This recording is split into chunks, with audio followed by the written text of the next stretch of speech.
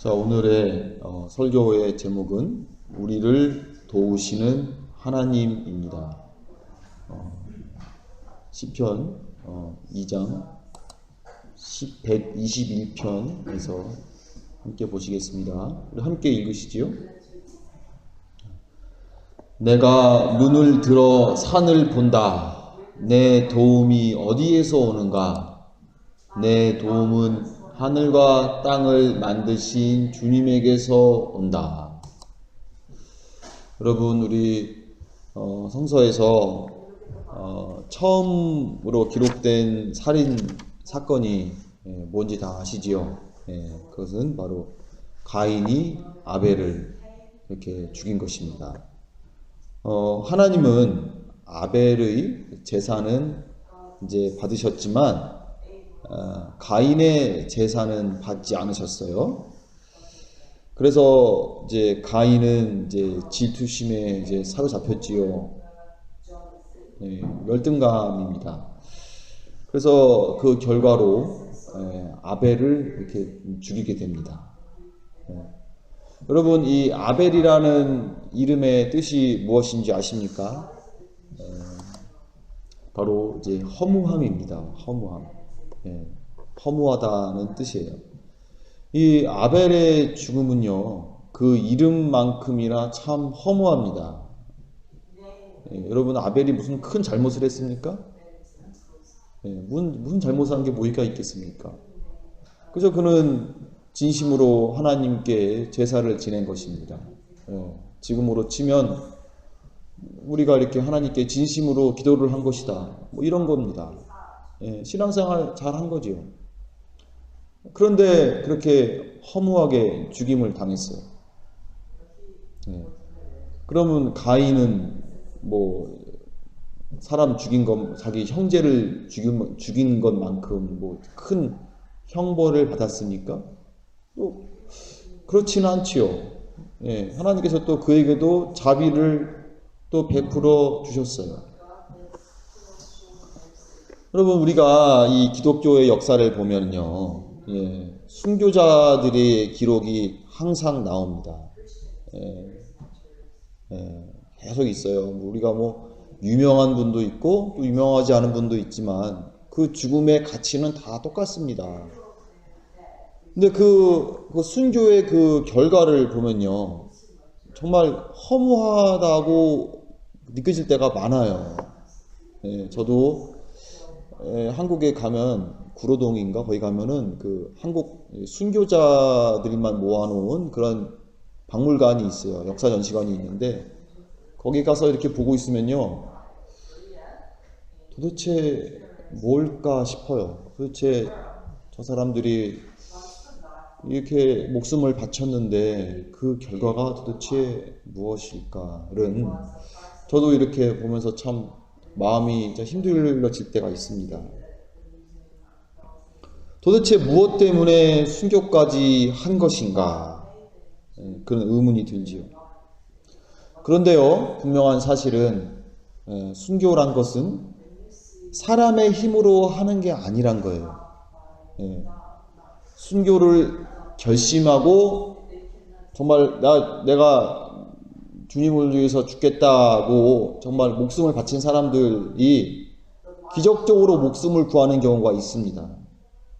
근데 그분들의 간증을 들어보면 하나같이 이렇게 얘기해요. 그거 내가 한 것이 아니었다, 이렇게 얘기합니다. 그렇게 내가 한 것이 아니었다, 그렇게 얘기해요. 하나님께서요, 순교하게 하십니다. 하나님께서 순교하게 하세요. 이거는요, 어떤 희생이지요. 참 큰 희생이지요. 근데 하나님께서 이것이 일하시는 방법이에요. 하나님께서는 한 사람의 희생을 통해서 일하시더라고요. 하지만 우리가 이렇게 인간적으로 그 일이 나에게 닥친다고 해보세요. 여러분, 그거 원하십니까? 그렇게 희생하고 싶으십니까? 기독교 서점에 가보십시오. 그리고 또 기독교 TV를 한번, 크리스찬 TV를 한번 보십시오. 대부분 어떤 게 나옵니까? 예수 믿고 뭐 잘된 사람들 얘기가 많이 나옵니다. 예, 목사도 큰 교회 목사들이 나옵니다. 예, 정말로 어두운 곳에서, 저기 외딴 곳에서 정말 희생하고, 이름도 없이 순교한 사람의 이야기 안 나옵니다. 왜냐? 그건 우리가 원치 않기 때문이에요. 우리가 그런 거 원하지 않아요. 우리 그 사람이라서 그런 겁니다. 우리는 다 잘 되고 싶어요. 그러니 이제 그렇게 나타나는 것이지요. 여러분, 우리가 하나님을 믿는다고 합니다. 우리는 하나님을 믿습니다. 그렇죠? 어디 가면 하나님, 예수님 믿는다고 얘기하지요? 하지만 그 말을 잘 한번 보십시오. 정확히 말하면 우리는 하나님을 믿는 게 아니라 하나님께서 이렇게 하실 것이다 라고 믿는 사람들이에요. 잘 한번 우리의 마음을 한번 정직하게 한번 보십시오. 하나님을 믿습니까? 아니면 하나님께서 이렇게 하실 거라고 라는 것을 믿으십니까? 여러분, 우리가요 착각하는 게 있어요. 우리는 하나님께서 이렇게 하실 거라고 믿는데요, 어떤 이제 이런 방향으로 가실 거라고 우리는 굳게 믿어요. 하지만 하나님께서 그렇게 하지 않을 수도 있어요. 그렇게 하지 않을 수도 있어요. 우리가 병에 걸린 사람들이 있다고 해요. 병에 누군가 뭐 중한 병에 걸렸다고 해보십시오. 그러면 우리는 다 기도하지요. 귀신도 쫓아요. 신유의 능력이 나타나게 해달라고 막 기도합니다. 그러면 그 아픈 사람은요, 당연히 믿음을 갖습니다. 하나님께서 내 병을 낫게 해주실 거라고 믿습니다. 그런데요, 그분들이 100% 다 병에서 낫나요? 그렇지는 않습니다. 왜 그렇지 않을까요? 그분들이 아픈 사람이 뭐 믿음이 없어서 그런 걸까요? 그 사람이 뭐 11조를 안 해서 그런가요? 그렇지 않습니다. 그렇지 않아요. 하나님께서 그 병을 고쳐주시지 않은 거예요. 그걸 우리가 받아들여야만 합니다. 그걸 받아들이지 않고 그냥 왜 하나님 왜 이러십니까? 막 하나님에게 막 소리를 지르지요. 그거 우리만 그런 게 아니에요. 예수님도 그러셨습니다. 여러분, 마태복음 27장 46절을 보십시오. 예수님께서 십자가에 달려 죽으실 때의 장면입니다. 3시쯤에 예수께서 큰 소리로 말씀하시기를 엘리 엘리 라마 사박다니 하셨다. 그것은 나의 하나님 어찌하여 나를 버리셨습니까? 하는 뜻이다. 예수님도 하나님께 이렇게 외치셨습니다. 왜 저를 버리십니까? 하고 외치셨어요. 왜 그랬을까요? 예수님도 사람이기 때문이에요. 우리도 사람입니다. 사람은요, 이 이해의 한계가 있습니다. 우리는 사람은요, 한계가 있어요. 우리는 이것이 좋고 이것이 나쁘다라는 이 고정관념에서 벗어나기가 매우 힘들어요. 여러분, 병에 걸린 거 나쁜 겁니까? 좋은 겁니까? 나쁜 거지요.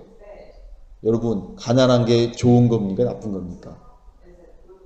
나쁜 거지요. 여러분, 누군가 나를 막 욕을 해요. 그게 좋습니까? 나쁩니까? 당연히 나쁘지요. 십자가에 달려 죽는 거 좋습니까? 나쁩니까? 나쁘지요. 다 싫어요. 우리는 하나님께서 내가 좋아하는 거를 하실 거라고 그렇게 믿어요. 그걸 우리가 막을 수가 없어요. 우리 조절이 안 됩니다. 내가 조절이 안 되는 거예요, 그거는. 왜? 사람이기 때문에 그런 거예요. 안 돼요. 그래서 우리는 어떤 일이 일어나지 우리 삶에? 우리는 때때로 하나님께서 나를 버리신 건가? 그런 의심스러운 상황을 마주하게 됩니다. 하나님이 나를 버리셨나? 이런 의심이 들지요. 예. 그러면 솔직하게 받아들이세요. 아, 내가 이런 생각을 하는구나. 예. 처음에는 하나님의 사랑을 의심합니다. 예. 예. 그러다가 나중에는 하나님이 없는 건 아닌가 이런 생각까지 들죠. 예. 하나님이 원래 없는데 내가 하나님이 있다고 그냥 이렇게 made up, 그냥 환상을 가진 것은 아닌가 이런 생각도 하지요. 예. 그런 생각 듭니다. 예. 그런 생각 안 들면요 오히려 그게 더 위험한 거예요. 여러분 제가 저를 포함해서 한번 여쭙겠습니다. 예. 여러분 하나님의 사랑이 변하나요? 예. 아닙니다. 변하지 않습니다. 아니면 하나님께서 우리를 도우시는 능력이 사라진 것일까요? 예. 예. 하나님이 갑자기 능력이 없어졌어요? 그럴까요? 그렇지 않습니다. 예. 하나님의 관심은요, 하나님의 관심은 우리 환경의 변화가 아니에요. 예. 우리의 관심은요, 우리 환경의 변화예요. 병이 낫고, 답답한 일이 뻥 뚫리고, 예? 예, 누가 보더라도 이렇게 참, 부럽다 할 만한 그런 환경에 다들 처하고 싶어요, 우리는 다. 예. 근데 하나님의 관심은 그게 아니에요. 예. 하나님의 관심은요, 우리 성품의 변화예요. 그렇기 때문에 마치 하나님께서 나를 버리신 것 같은 그런 답답한 상황이 벌어지는 겁니다. 예, 여러분, 우리 삶이요, 아무런 문제가 없다고 해보세요. 아무런 문제가 없다 해보십시오. 예. 아무 힘든 일도 없고 어려운 일도 없고 그럼 어떻게 되는지 아십니까? 교만해집니다. 그리고 자랑만 해요. 그 사람에게서 겸손함을 찾기는 매우 힘듭니다. 그게 사람이에요. 하나님께서 우리를 가장 잘 아십니다. 사람을 가장 잘 아시는 분은 사람을 만드신 바로 하나님이에요. 그래서 우리가 원하는 방법이 아닌 하나님의 방법으로 우리를 이끄시는 거예요. 그래서 그 두 가지가 충돌하죠. 클래시가 하죠. 그 두 가지가. 사도 바울도 얘기했잖아요. 성령의 소욕과 우리 육신의 성욕이 그냥 싸운다고. 우리 신앙생활이 그런 겁니다. 그러니 그것을 인정하고 싶어 하지 않는 사람들은요, 아주 희한한 그런 교리를 또 만들기도 해요. 희한한 교리를 만듭니다. 아니다. 하나님은, 우리가 부유하길 원하신다. 혹은 귀신 쫓으면 다 해결된다. 이런 희한한 논리도 만들기도 해요. 그거 왜 그럽니까? 그냥 우리의 그것이 우리의 원함이기 때문이에요. 그런데 그런 희한한 논리 한 10년, 20년 지나면요, 사실이 아니란 것을 다 인정하게 됩니다. 다시 또 돌아오는 거죠. 다시 또 돌아오는 거. 이게 하나님께서 우리에게 고난을 주시는구나. 우리가 그것을 통해서 성품이 변하고 겸손해지고 더욱더 하나님을 믿는 사람이 되는구나. 그걸 깨닫게 됩니다. 여러분, 하나님의 사랑은 우리의 환경을 통해서 이해하는 대상이 아니에요. 우리 집을 샀는데 집값이 2배로 올랐어. 복 받았네. 그거 하나님의 사랑 아닙니다.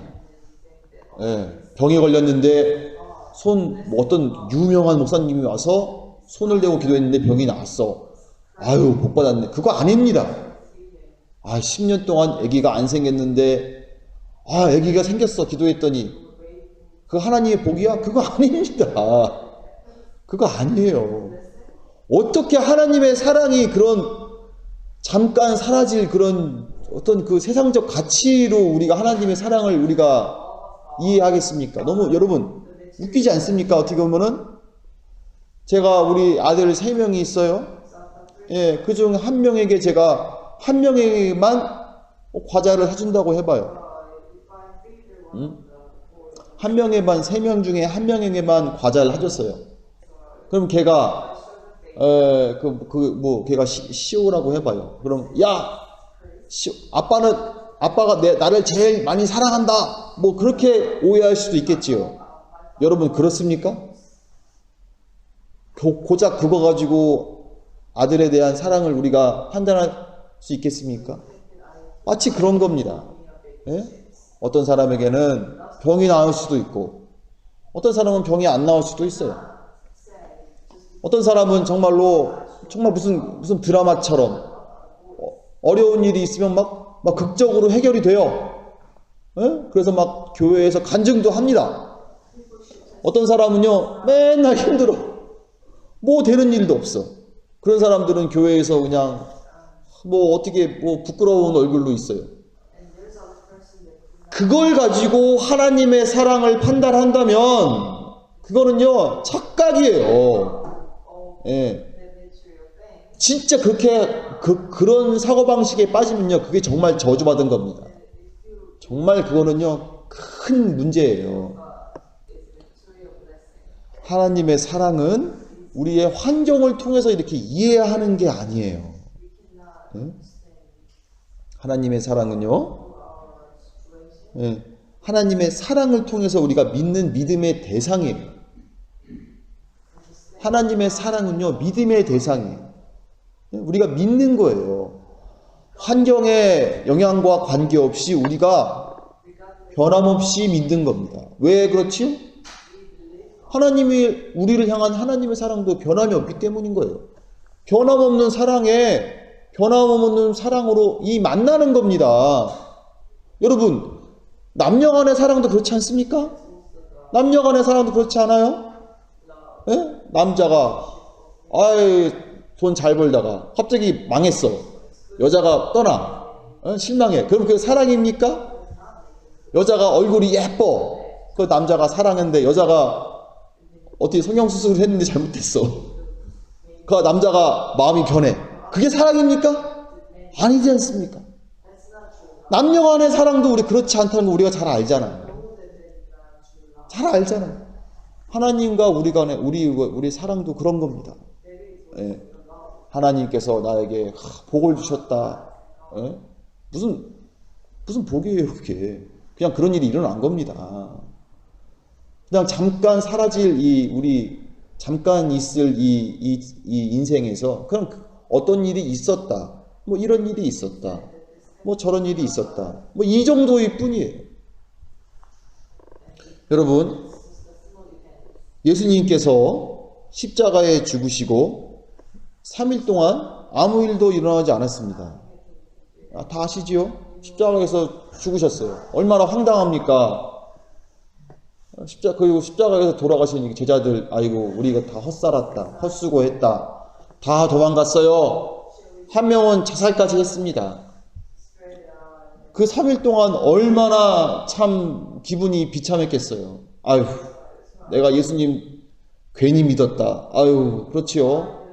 마태 같은 경우는 세무 공무원이었는데 그것까지 때려치고 나온 건데, 아이고 내가 잘못 선택했구나. 베드로 같은 경우는 가족을 버리고 나왔잖아요. 3년 동안 여기저기 다녔는데 이제 와서 가가지고 가족들한테 가서 얘들아 아빠가 좀 딴짓 좀 했다 이렇게 얘기하기가 얼마나 민망하겠습니까? 그런데 3일 뒤에 예수님께서 부활하셨어요. 3일 뒤에 부활하셨어요. 그리고 40일 동안 제자들과 함께 지내셨습니다. 예수님께서. 예상하지도 못한 일이지요. 예상하지도 못한 일이에요. 그리고 그로부터 예수님께서 40일 후에 하늘로 올라가셨어요. 제자들이 보시는 앞에서 하늘로 올라가셨어요. 꿈이나 그걸 예상이나 했겠습니까? 그리고 약 10일 후에 마가야 다락방에 이렇게 예수님의 제자들이 다 모였지요. 예. 정말 약속한 대로 성령님께서 임하셨어요. 예. 방언을 말하고. 그렇게 어떻게 됐습니까? 그 뒤로 성령이 임하자 그 예수님의 제자들이 그때부터 정말 예수님을 증거하기 시작하는 거예요. 예. 목숨도 두려워하지 않는 겁니다. 예. 그래서 결국에는 그 대부분의 예수님의 제자들이요, 순교로 삶을 마치게 됩니다. 그것이 여러분, 어떻게 이게 우연의 일치겠어요? 그것이 어떻게 우연의 일치겠습니까? 하나님께서 하신 겁니다. 하나님께서 하신 거예요. 마치 우리의 삶과도 같아요. 우리가 처음에 예수님 만나면요, 나도 모르게 마음이 뜨거워지죠. 막 콧물 나고 내가 죄인이란 것을 깨닫게 되고 성령 충만해집니다.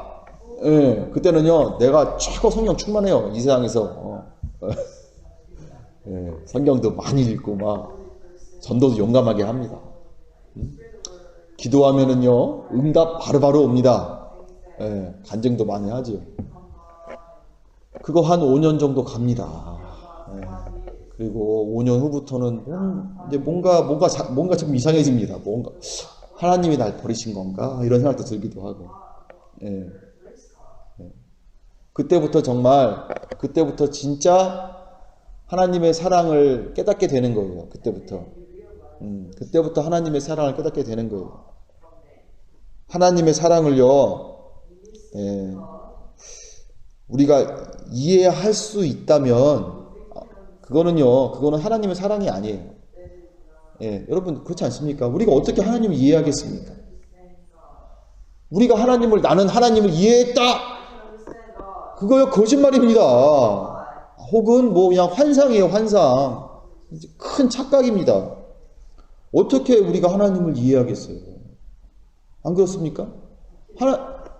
하나님을 우리가 어떻게 이해하겠어요? 여러분, 예수님께서 십자가에 죽으시고 3일 동안 아무 일도 없었잖아요. 그렇죠? 예수님의 제자들이 그걸 이해할 수가 있었나요? 이해 못하지요. 그 뒤로 일어난 일들 이해할 수 있나요? 이해 못해요. 그냥 일어나는 거예요, 막. 그러면서 정말 하나님께서 약속하신 게 다 이루어집니다. 예상치도 못한 방법으로 이루어져요. 그런데 이루어지는 그 방법들의 그 마디마다 순교가 있어요. 그 희생이 있단 말이에요. 그것이 하나님께서 일하시는 방법이에요.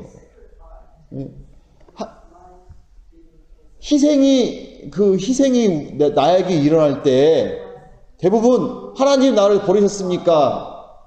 하고 하나님께 정말로 물부짖게 됩니다. 왜 그렇지? 하나님의 사랑을 이해할 수 없기 때문이에요. 이거 지극히 정상입니다. 그 믿음 없는 거 아니에요. 아주 정상적인 겁니다. 그렇게 하면서 그 사람이 희생되고 나서 한동안은 허무합니다. 정말 도대체 왜 죽었나? 그 사람이 뭐 때문에 이렇게 희생했나 싶어요. 하지만은 세월이 지나면요, 놀라운 방법으로 하나님께서 일하십니다. 그것이 바로 하나님께서 이 땅을 구원하시는 방법이에요. 그렇기 때문에 하나님의 사랑은요, 내 생각을 내려놓고 겸손한 마음으로 믿어야 하는 믿음의 대상인 것입니다. 인간의 어떤 우리의 가치를 가지고 간증한답시고 자랑하는 그런 대상이 아니에요. 그런 게 아니에요. 하나님의 사랑은요, 우리 자랑의 대상이 아니에요. 예? 어떤 김 집사는 뭐 하나님의 사랑을 받아가지고 좋은 집에서 살고, 이 집사는 아이고 좀 뭐가 좀 잘못됐나, 별로 잘 안 됐네. 이게 아니란 말이에요. 예? 어떻게 하나님의 사랑을 그런 걸로 이해하고 판단합니까? 여러분, 하나님은요 신입니다. 하나님은 신이에요. 또한 하나님은 창조주세요. 이것도 우리가 이해할 수가 없어요. 너무나 거대하고 오묘하기 때문에 이해할 수가 없어요. 우리는 하나님의 사랑과 일하시는 방법을요, 우리는 이해할 수 없어요. 이해할 수 없어요. 예. 뭐 어떻게 이해됩니까? 갑자기 한 명 한 명 우리 삶에서 우리 다 이해되십니까? 저도 이해가 안 됩니다. 저도 지금 제 상황이 이해가 안 돼요. 그래서 저도 내가 이거 내가 지금 뭐 하는 건가? 하나님이 날 버리셨나? 그런 것 같지는 않은데 도대체 이게 뭐지 싶어요. 그래서 이해가 안 돼요. 이해가 안 돼요. 근데 벌써 이것이 뭡니까? 저부터 하나님의 사랑을 내 환경으로 이해하려고 하는 거예요. 정말 예, 우스운 거지요. 예. 이거 다 내려놓고요, 겸손한 마음으로 하나님의 사랑을 믿어야 합니다. 저부터 그렇게 해야 돼요. 예. 여러분, 사도행전 7장 마지막 부분 우리 함께 보시겠어요? 스데반 집사가 순교하는 장면입니다. 우리 교독을 하시겠습니까? 하시겠습니다. 스데반이 성령 충만하여 하늘을 우러러 주목하여 하나님의 영광과 및 예수께서 하나님 우편에 서신 것을 보고 말하되 보라, 하늘이 열리고 인자가 하나님 우편에 서신 것을 보노라 한데, 그들이 큰 소리를 지르며 귀를 막고 일제히 그에게 달려들어 성 밖으로 내치고 돌로 칠세, 증인들이 옷을 벗어 사울이라 하는 청년의 발 앞에 두니라. 여기서 사울은 이제 바울입니다. 그들이 돌로 스데반을 치니 스데반이 부르짖어 이르되 주 예수여 내 영혼을 받으시옵소서 하고 무릎을 꿇고 크게 불러 이르되 주여 이 죄를 그들에게 돌리지 마옵소서, 이 말을 하고 자니라. 스데반이 이렇게 돌에 맞아 죽었습니다. 누구 앞에서 죽었습니까? 누굽니까? 사도 바울이에요. 참 아이러니하죠. 어떻게 이런 일이 일어나나 싶기도 합니다. 이게 하나님께서 일하시는 방법이에요. 스데반이 돌로 맞아 죽을 때 그 모습을 스데반의 가족이 봤을까요? 안 봤을까요? 봤겠지요. 그 당시에는 뭐 마을이 작았잖아요. 봤을 겁니다. 본 거예요. 이렇게 가족들이 자기 스데반이 돌에 맞아 죽는 거 봤겠지요. 거기에 바울도 있고. 그것이 하나님께서 일하시는 방법이에요. 그랬던 바울이 나중에 어떻게 변했습니까? 바울이 복음의 전도자로 변했습니다. 그래서 그것을 통해서 로마가 기독교 국가가 됐어요. 300년 후에. 300년 후에. 그거 여러분 예상할 수 있었습니까? 그 결과가 뭡니까? 우리도 이렇게 예수님을 믿고 있는 겁니다. 이해가 안 돼요. 2000년 전에 일어난 일, 이거 갖고 어떻게 우리가 이해할 수 있겠습니까만은. 이해할 수 없지. 어떻게, 왜 스데반이 죽어야만 했을까? 이 허무한 죽음이죠, 어떻게 보면. 그 결과가 어떻습니까, 여러분? 바울의 회심으로 나타나고, 그 결과가 이렇게 다 전 세계에 이렇게 예수님의 구원의 역사가 일어나고 있는 겁니다. 하나님의 사랑, 하나님의 사랑은요,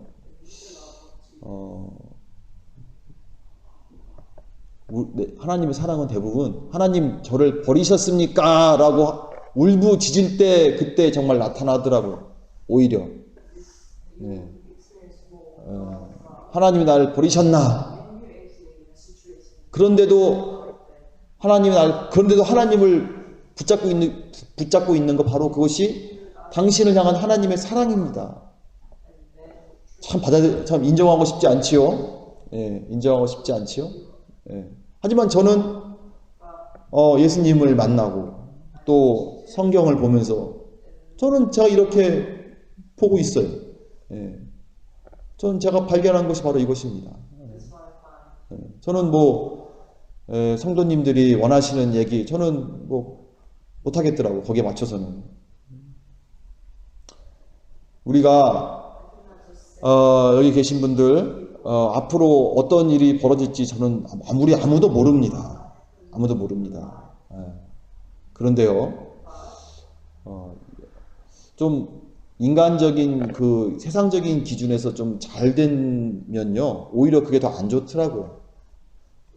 예, 그게 더 교만해지고 참 안 좋더라고요. 차라리 그냥 이해할 수는 없지만 참 그냥 희생하는 삶, 그게 더 낫더라고요. 제가 보니까. 예. 제가 드리고자 하는 것은 이겁니다. 예수님의 사랑을 믿으십시오. 예. 어떤 상황에서도 하나님 아버지의 사랑을 믿어주세요. 제가 드릴 수 있는 말씀은 이겁니다. 변함없는 사랑에, 하나님의 변함없는 사랑에 우리도 변함없는 사랑으로 이렇게 화답합시다. 그것이 바로 정말로 예수님의 제자된 그런 사람의 모습입니다. 우리 함께 찬송가 120장 하시겠습니다.